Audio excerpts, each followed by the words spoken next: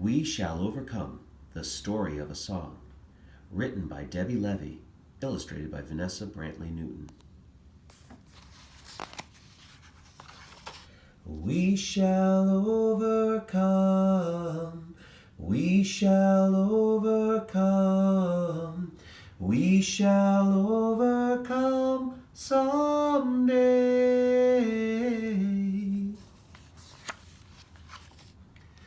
Back in slavery times, when enslaved people worked long days with no pay and no say, no freedom, no fairness, no choice and no chance, the people sang, "I'll be all right, I'll be all right, I'll be all right someday."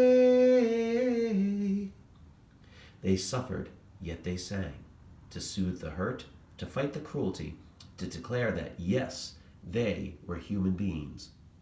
Oh, deep in my heart, I do believe I'll be all right someday. It took a war, the Civil War, to end slavery. But even after, white people treated black people as less than fully human, excluding them, ignoring them, blaming them, even attacking them, all because of the color of their skin. Black people were no longer slaves, it was true, but they were not truly free. Still they believed things would get better. Still they sang, "I'll overcome someday, I'll overcome someday. If in my heart I do not yield, I'll overcome someday."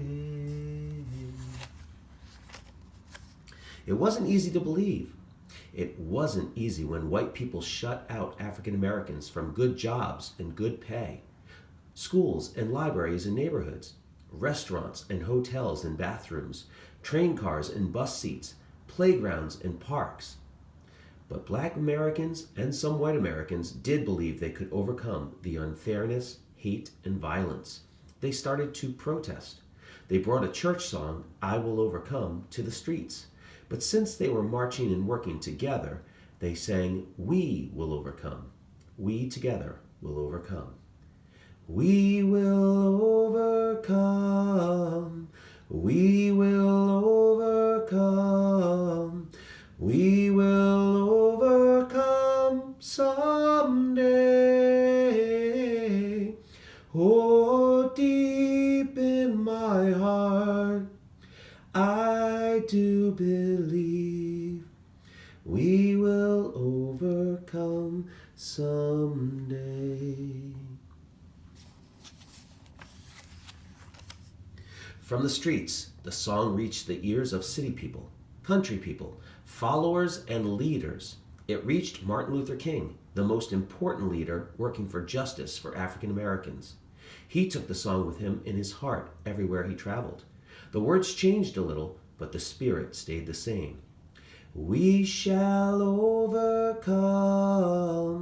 We shall overcome. We shall overcome someday. Oh, deep in my heart, I do believe we shall overcome someday. There were many forms of race hatred and many ways to fight it. Some students fought by sitting down in restaurants and asking to be served. They didn't ask for free food. They didn't want special service. They just wanted to buy a meal like any white person could. The students sat and sat, waiting for hamburgers, donuts, and sodas that never came. The students sat and waited until they were arrested.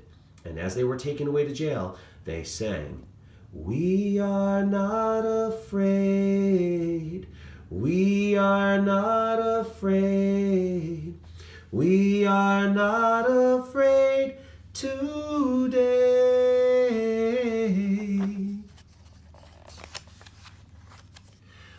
more and more people decided to stand up for rights for African Americans. One small group, the Freedom Singers, traveled 50,000 miles in 9 months to living rooms, concert halls, elementary schools, jails, high schools, and rallies, bringing We Shall Overcome to people in 40 states, inspiring them to believe that change was coming. We are not alone. We are not alone. We are not alone today. Now, the biggest gathering of people united in support of fairness for African Americans took place in the nation's capital. Marching toward the Lincoln Memorial, hundreds of thousands of people, black and white and young and old, joined hands, joined voices, and sang, "We'll walk hand in hand. We'll walk hand in hand. We'll walk hand in hand someday."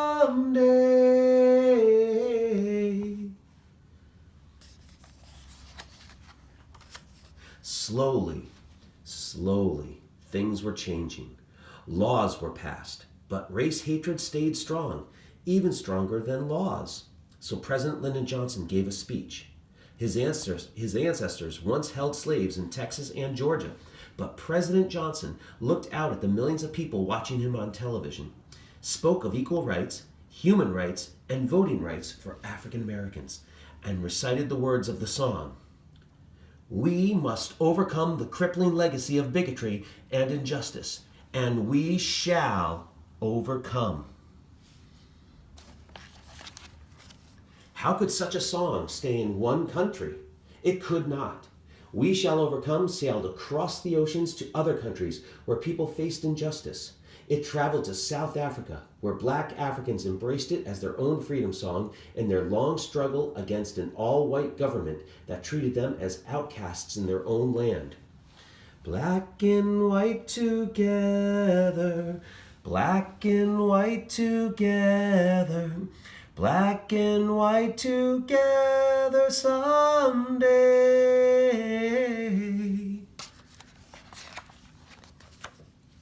The song traveled to India, East Germany, South Korea, Czechoslovakia, Northern Ireland, Bangladesh, China, the Middle East, South America, wherever people worked for a better life. We will live in peace. We will live in peace. We will live in peace someday.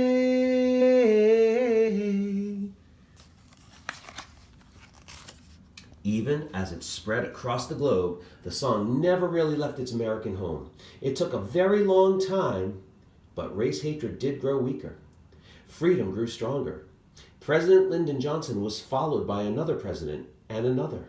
Another and another and another, and another and another, and then the people of the United States, black and white and young and old, elected an African American man to be their president. On that day, people sang the song that so many voices had sung before, in pain and in protest. On that day, they sang in happiness. Oh, deep in my heart, I do believe we shall overcome someday. Today, people still struggle against hatred and for freedom, against poverty and for fairness, against despair and for hope. We still sing. We sing to declare that, yes, we are all human beings, deserving of respect, sharing the same planet, the same future, together.